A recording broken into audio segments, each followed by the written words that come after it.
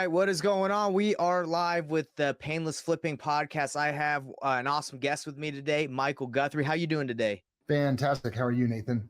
Oh man, today has been hectic. It's been a hectic day. You know, I was telling you before we got here, my charger went out on me and I had 3% left on the laptop, so I had to run and go grab it. But you know, things happen like that. No problem. Absolutely. Life sometimes gets in the way of progress. It does. But we got to keep going. So, Michael, it's a pleasure having you on here. For brand new listeners that are on here, the goal of this podcast is so you can learn from other investors. So it doesn't have to be a painful journey. This is Nathan Payne. We call it the Payneless Flipping Podcast, where we want to take away the pain from you trying to figure out everything yourself. So we got Michael Guthrie. He has a bunch of experience in the real estate industry. And tell us a little bit right now, Michael, what are you focusing right now in the real estate industry? Right now, I'm focusing on multifamily investments for tax eradication. I'm also focused on triple net leasing, and I'm also doing some hard money lending, and I'm also investing in top line investing with an equity kicker kind of opportunities. Dang, you know what word that just caught me that you said is tax? Did you say eradication? Is that what you said? Eradication. I haven't paid federal income tax for the last 3 years based on my multifamily investing. Oh my dear. Well, let's talk about that. I think people that are brand new or experienced all want to know how you can not pay taxes. How does that happen? That's the interesting piece is I actually owned and operated a huge ATM company across the United States, and we were getting beat down in taxes. And about 4 years ago, I went to a seminar. I got introduced to multifamily and learned that the K1 losses against multifamily would go against my active income. So I became a real estate professional. My wife took over ownership and operations of the ATM company, and all of my K1 losses through cost segging the properties allowed us to write that those K1 losses off against our active income, which reduced our taxes to less than zero. Oh my gosh. How did that feel when you didn't have to pay taxes? It was huge because I was paying mid to high six figures for about the last 15 years. Oh my gosh. Can you imagine if you had learned that strategy earlier of the cost segregation? The whole strategy to mitigate or eradicate the taxes, if I'd have learned it earlier, how much further ahead would I be today? And so we're actually making it, it's actually been my mission to bring this to as many people as possible and how to eradicate taxes through investing in alternative investments like multifamily or triple net leasing. Dang, why? Well, I guess how many people do you think are getting rocked right now with their taxes when they could just buy multifamily? Do you think must be quite a few? It's huge. Typically, it is a majority of the audiences that I actually get in front of. And I've been asked to speak at a number of different events. I've spoken at some family office events also. And it's always interesting once you explain that you were paying mid to high six figures in taxes, and now you don't pay anything. You just get bombarded when you walk down off of the stage from a 15, 20-minute talk on how they could apply that to their own life and their own strategy. So tell me about that. You get bombarded. What are you able to send them to like a website or send them to something where they can learn? What's the call to action right there when they come to you? Well, the call to action is I'm looking to collect their email, and I will start sharing with them the different strategies and the different ways we invested to actually make that work for us. And if we have opportunities for them to invest in to get the same kind of a K1 loss opportunity, that's great. Otherwise, I'll turn them over to other people that I know in the industry and trust that they're going to do a good job with they'll be good stewards of the money and get them a decent K1 loss for investing their capital. Wow. So do you have to be at a certain bracket of what you make earning potential before you can get your taxes zero, or can anyone do it depending on what they invest? And it's all about where you're investing your dollars and how your tax CPA is helping you to offset your taxes with the K1 losses. And I bet there's a lot of tax accountants and CPAs that don't even know about I know I used to have a tax person. They never recommended that to me. So I'm sure that's not a lot of. I did too. And the interesting part was he was my neighbor. He lived 2 doors down. And then I got involved in this and I shared with him my first deal. And he goes, "Oh, that's been getting a lot of traction for the last 10 years. Wow. He got fired. Yeah. Come on, bro. He used to bring me the ideas. I shouldn't be bringing him the ideas to save me taxes. That's why I hired him. Yeah, that's why when you realize you have the wrong who, right? You got the wrong who. Yes. Well, that's amazing. So you said you got into real estate 4 years ago. Is that right? Well, I got into single families probably about 20 years ago and owned 7 single family rentals for about 10, 12 years. Then I 1031 those into 5 rentals. And then over the last 4 years, I eliminated all of those and put it all into multifamily. And when I learned multifamily, that's how it's not really worth doing cost segregation on one single family home at a time. There's the cost is just not the cost. It's not cost advantageous to do it. So when I learned about it in the multifamily side, I thought about going back and doing it on my single families, but it just wasn't cost effective. So you have to have a lot more, you have to have a few more doors to make it cost effective. Like a 4-plex or larger, you could actually make it worth your time to cost seg that out and take the depreciation. What makes that the case? Why is that true? Is it the price point? It's the amount of things that you can actually write off immediately. Okay, anything gotcha. 1 to 15 years, you can actually write that all off in year 1. Okay. No, that makes sense. Yeah, I know about that. So is it because there's like more windows in a multifamily, more bathrooms, more things that need to be repaired? More doors, more floors, more sinks, more cabinets, you name it. There's washers and dryers. There's all sorts of more opportunities to write more things off. What's the downside to writing off everything in the first year with cost segregation? Is it if you have to sell it within 5 years, you get hit with those taxes if you sell or something like that? If you sell it too quickly, you have to recapture a portion of that, or if you sell it like in a year, you're going to recapture most of it.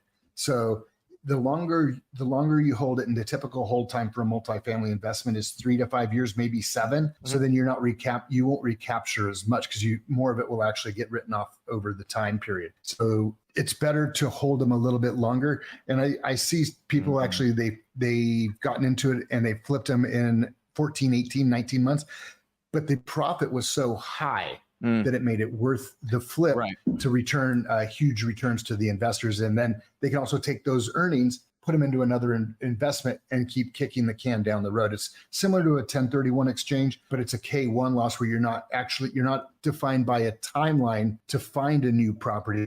You have until the end of that calendar year to find a property. Love it. Wow, this is an amazing strategy. So for people that are brand new to investing, they're like, wow, I'm just trying to get my first deal or my first flip. But is there a time where you're like, hey, don't wait, get started now? Would you have any suggestions for new investors about this strategy? The only thing that has made me so mad is I didn't know about it sooner, or I had went bigger faster. Okay. So the sooner you can get your dollars invested, making money while you're doing your flip or your whatever you're doing to make money. That way your money over here is making money, you're making money. So you have 2 sets of elevation in your net worth. So I say sooner rather than later to get your money working for you. So for example, if you're raising money, let's say you need $1 million and 10 people give you 100,000, right? When you do the cost segregation in the first year, do those people that gave you their money, the private money, do they get the benefits of everybody gets an 100%. You're absolutely right on that, Nathan. Okay. Everybody gets a pro rata share. So if we have 10 people and we raised $1 million and everybody put in 100 grand, everybody gets 10% of what the depreciation schedule is. And it's typically between 70 to 90% of the cash you put in the deal you can take in year 1. Wow. So that's one of the plays you do, correct? Like you raise money and then you invest it. People give it to you and you invest it in multi-units, right? Multifamily. Correct. Do you do anything other than multifamily? Do you do like assisted living or anything other than that? I have not gotten into assisted living, storage, or anything of that nature yet. I have gotten into some triple net leasing, and with that, those are more cash flow plays. Okay. And they've been great because we're actually paying cash for the whole asset. Like we just bought a Starbucks 3 months ago for $2.2 million, and that thing's returning 5% cash on cash month over month. And we're going to get about a 30% K1 loss on that. The loss is going to be less because we're not leveraging the property. Mm-hmm. So we've raised all the money. So we're only going to get a certain percentage of the K1, but it's still, that's a cash flow play. So those are typically 5 to 6 year holds, because most of the time they're on a 20-year triple net lease that increase 10% every 5 years. So buying now a little bit higher cap rate, and you're hoping the caps go down over the next 5 years with interest rates. So then when you go to sell, it increases the value of your property. So you actually get a great upside while you've gotten cash flow along the way. So let me ask you a question. So when you said you bought a Starbucks, did you buy the building that houses the Starbucks and they're renting it out to Starbucks, or did you get a franchise? Like, is it different? So Starbucks doesn't franchise. Starbucks owns Okay. everything, all their own stores, but they own no land and they own no property. So we bought the land and the building. Got it. And Starbucks is on a 20-year lease with us. Okay, so I'm not sure if I understand triple net lease perfectly, so forgive me if I'm saying this wrong, but you're basically leasing it to Starbucks. Is that correct? That is correct. Okay. And unless Starbucks corporate nationwide goes under, we get paid our rent every single month. Wow, I don't think they're going under. No. I don't believe so. Starbucks is sexy, and we had no problems filling up that $2.5 million. We just did another one. It's called the Learning Experience. They have 450 stores, and it took us a little bit longer. But the return on your capital, instead of being like 5%, it's going to be like 6.5%. Took us a little bit longer because nobody really knows what the Learning Experience is. It's a parochial school for kids. Mm-hmm. And so we just finished a raise on that. We raised a little bit over $6 million. We paid cash for that asset. And we closed on that one on the 16th or 17th of this month. And we're actually doing a distribution this week of almost $20,000 of the second half's month's worth of the rent that we just got paid. That's amazing. So with when you're raising capital, do you have a cap on like the lowest amount people are allowed to invest, or like a cap on like a highest amount? How's that work when you're raising funds? We try not to let anybody put in more than 10% of the overall raise. Okay. So then that starts to swing the votes, if you will, and so we try not to let anybody have more than 10% ownership, even as the general partners don't have more than 10% ownership. That way we can spread it around to the parties. And the typical least amount in is between $25,000 and $50,000, so people can actually get started. And most of the raises we do are what's called a 506B, which means like you and I today having a conversation, I could send you my 506B offerings as opposed to a 506C, which means you have to be an accredited investor, which means you have to have a higher net worth and whatnot. And you actually have to get verified by a third party. So I prefer the 506Bs. I've done one 506C, and it was the hardest one. And it's the most costly to us as partners to actually manage. No, I've heard about others. I got a couple people that do that, those type with accredited investors. Awesome. Well, let me ask you, I see on, for the people that are watching the podcast and won't see this on video on YouTube, they won't see your background, but it looks like you got a ton of like name badges back there. Are those like from going to seminars and stuff? They are 100% from going to education. This is like my college degree, if you will. My goodness, my master's. That's amazing. Absolutely. And I'm all about personal development and increasing my my knowledge base. So then when I bring an investment to a pool of investors, that they understand that I know what I'm talking about when I bring it to them, and that I personally have my own skin in the game before I actually bring an investment to anybody. My goodness. That's how many? That looks like about 100 plus. That looks like a lot. Probably about 70 there. That probably represents almost, I want to say $500,000 or something. Probably closer to $1 million in investment. The Tony Robbins, there's three of those at $85,000 a crack. Plus, then you travel to all the events. So that was the most expensive. The least expensive was like 30 grand for a mastermind. So they're pricey, but you know what? You're paying for specialized education in your niche. And so that you can, and I do this more for education and relationships, not necessarily to find investors. So anyone that you have on that wall that you regret paying for or going to? No, they're all good then. If you see multiples, that's because they were really good. If you see them once, there was enough education. There was worth it to try it once just to get another perspective.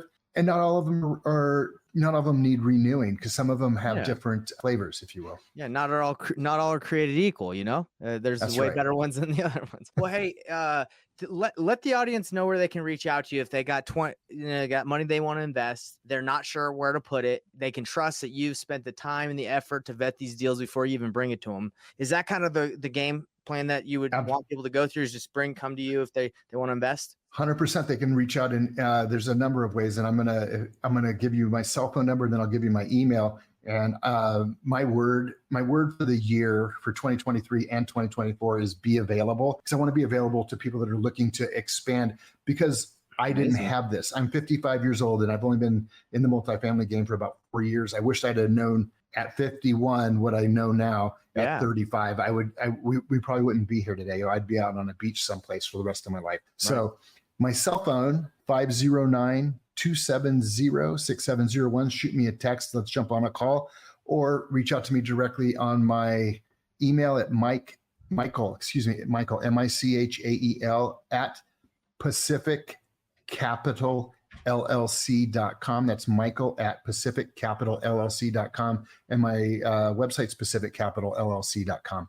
So reach out or check out my website to see what we're up to, and happy to connect at any point in time. That is very generous of you to be available, because a lot of people aren't available. So that's amazing. Yeah. How's that been? I bet you've been pretty busy, huh? I've been super busy. I have a really good friend. You may know who it is, and you don't have to publish this part, but his name's Brandon Turner, Bigger Pockets. And we're in a mastermind together. And when I told him my word was be available, he goes, I haven't answered my phone personally for over 4 years. Because you call his number, you get all of his assistants. Of course. Like, how do you get it? He goes, I just advertise on Facebook and Instagram for my raises. And all my stuff's 506c, and spends a truckload of money on ads, and that's how he raises money. Yeah. And that's not the way I do it. I like the more interaction. I want people to know if something's going wrong, the buck stops here. You can reach out to me at any point in time and get a hold of me, and I'm here to answer for what I'm investing in. Well, I'm sure that's going to attract the right people that you want to work with, because that would be type I am. I want to talk to, who the guy. I don't want to just give money and just pray and hope it works out, Hope is not a strategy. Yes. Well, hey, Michael, it's been a pleasure having you on here. Payneless Flipping, Investor Thrive is my company, so Investor Thrive Nation. Please reach out to Michael if you have any needs for investing your money. I know you do. I know a lot of people that listen have, want to get into real estate. And you don't have to be a wholesaler, fix and flip to get into real estate. You can invest it with other people that know what they're doing. So go check them out. And Michael, anything else you want to leave with before we head out? One thing I did learn from some other wholesalers and flippers, it's they flip for invest in one. And when they said invest in one, they either keep one that they were going to flip and put renters in it, or take the money from that one and invest it in an alternative and asset, i.e. multifamily, big duplexes or stuff of that nature, so that they're actually growing their cash. Agreed. If you get in the hamster wheel of just wholesaling everything, you're just and I've been there. You're just creating a monster that at the end of it all, you won't have any wealth built. You just have a ton of money that is cycled through. So definitely you want to build wealth. So thank you, Michael, and we'll catch you next time. Thank you so much.